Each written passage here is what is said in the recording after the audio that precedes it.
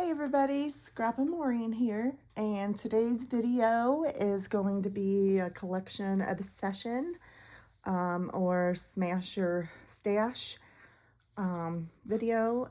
I worked with Carta Bella's coffee shop and I totally smashed it, so I'm going to show you what I made with it.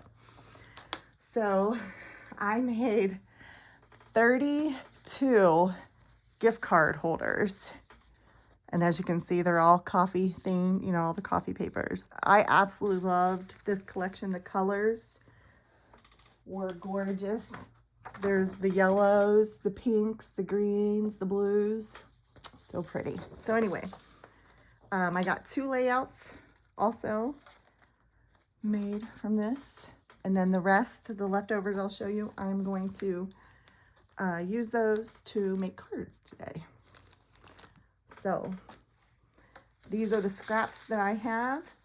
We have a couple of probably 12 by not quite 4-inch pieces.